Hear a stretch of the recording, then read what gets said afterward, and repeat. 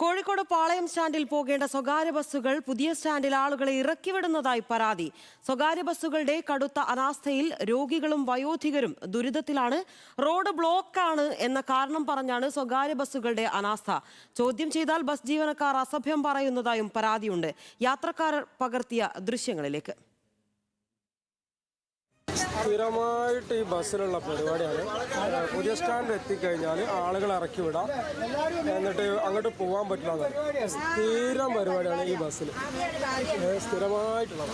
എല്ലാവരും യാത്രക്കാരും എല്ലാവരും ബുദ്ധിമുട്ടിലാണ്. എല്ലാവരും ബുദ്ധിമുട്ടില്ല, വയോധികരും എല്ലാവരും ബുദ്ധിമുട്ടിലാണ്.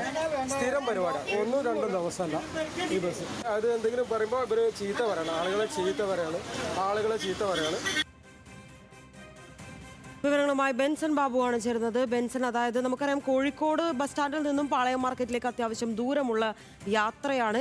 പക്ഷേ എന്നിരുന്നാൽ കൂടി പാളയം മാർക്കറ്റിലേക്ക് ബസ് കയറുന്നില്ല എന്നുള്ളത് ബസ്സുകാരെ സംബന്ധിച്ച് പാളയം മാർക്കറ്റിന്റെ പുനർനിർമ്മാണം കൂടി ചർച്ചയാകേണ്ട ഒരു സമയമാണ്. ആ സമയം ഇവർക്ക് ഇതിനകത്തേക്ക് കയറാൻ പറ്റാത്തത് വലിയ ബുദ്ധിമുട്ടുണ്ട്. അതേസമയം യാത്രക്കാരുമായി പോകാൻ പറ്റാത്തതുമായി ബന്ധപ്പെട്ടുള്ള ചർച്ചകൾ വരുമ്പോൾ തന്നെ ഈ പാളയം മാർക്കറ്റിന്റെ തിരക്കും കൂടി ചർച്ചയാവുകയല്ലേ അവിടെ?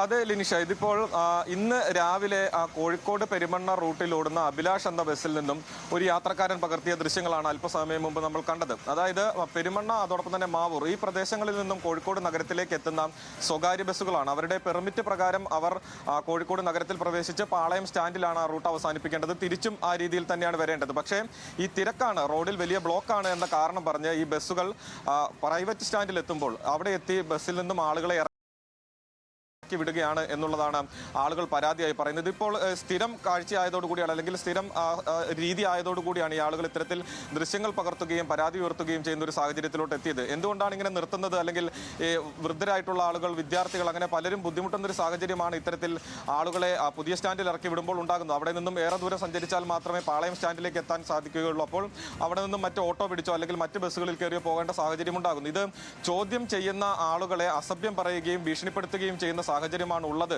എന്നുള്ളതാണ് ഈ ആളുകൾ പറയുന്നത്. ഈ ദൃശ്യം പകർത്തിയ ആളുകളുമായി നമ്മൾ സംസാരിച്ചിരുന്നു. അവർ മോട്ടോർ വാഹന വകുപ്പിന് പരാതി നൽകാനുള്ള തയ്യാറെടുപ്പിലാണുള്ളത്. ഇത് പെർമിറ്റ് ദൂരം യാത്ര ചെയ്യാതെ ആളുകളെ വഴിയിൽ ഇറക്കി വിടുന്ന ഒരു സാഹചര്യമാണ് ഉള്ളത്. അപ്പോൾ കൃത്യമായിട്ടുള്ള നടപടി ഇക്കാര്യത്തിൽ ഉണ്ടാവേണ്ടതുണ്ട്. അത് മാത്രമല്ല, ഇത് ഇത്തരത്തിൽ ഏതെങ്കിലും ഒരു ദിവസം മാത്രം ബുദ്ധിമുട്ടുകൾ കൊണ്ട് അല്ലെങ്കിൽ വലിയ ബ്ലോക്കൊക്കെ ആണെങ്കിൽ ഇത്തരത്തിലൊന്നും സംഭവിക്കുന്നതിൽ വലിയ തെറ്റൊന്നും പറയാൻ സാധിക്കില്ല. പക്ഷേ എല്ലാ ദിവസവും ഇതേ രീതി തന്നെ തുടരുമ്പോൾ അത് ആളുകളെ സംബന്ധിച്ചിടത്തോളം, യാത്രക്കാരെ സംബന്ധിച്ചിടത്തോളം വലിയ ബുദ്ധിമുട്ടാണ് ഉണ്ടാക്കുന്നത്. അവർ വീണ്ടും യാത്രയ്ക്കായി ബദൽ മാർഗ്ഗങ്ങൾ കണ്ടെത്തേണ്ട സാഹചര്യമുണ്ട്. നമ്മളൊരു നിശ്ചിത സമയം കണക്കുകൂട്ടിയായിരിക്കുമല്ലോ ഓരോ സ്ഥലത്തേക്ക് പോകുക. ആശുപത്രിയിൽ പോകുന്ന ആളുകളുണ്ടാകും, വിദ്യാലയങ്ങളിലേക്ക് പോകുന്ന ആളുകളുണ്ടാകും, ജോലിക്ക് പോകുന്ന ആളുകളുണ്ടാകും. പക്ഷേ അവരെ പാതി വഴിയിൽ ഇറക്കി വിടുമ്പോൾ വീണ്ടും ആ ദൂരം കൂടി എത്തേണ്ടതുണ്ട്. അപ്പോൾ അത്രയും ദൂരം ഇവർ യാത്ര ചെയ്യാൻ മറ്റു വഴികൾ കണ്ടെത്തേണ്ടതുണ്ട്. അങ്ങനെ അതൊരു വലിയ പ്രതിസന്ധിയായി മാറുന്നു. ഇതിനെ ചോദ്യം ചെയ്യുമ്പോൾ അവരെ ഭീഷണിപ്പെടുത്തുന്ന സാഹചര്യം ഉണ്ടാകുന്നു. അപ്പോൾ കൃത്യമായിട്ടുള്ള നടപടി ഇക്കാര്യത്തിൽ ഉണ്ടാവണം. പെർമിറ്റ് ഏത് രീതിയിലാണ് പറഞ്ഞതുപോലെ ഇത്തരത്തിലുള്ള ബസ്സുകാരുടെ സൈഡിൽ നിന്നുണ്ടാകുന്ന പ്രശ്നവും ആളുകളെ വളരെയധികം ബുദ്ധിമുട്ടിക്കുന്നുണ്ട്.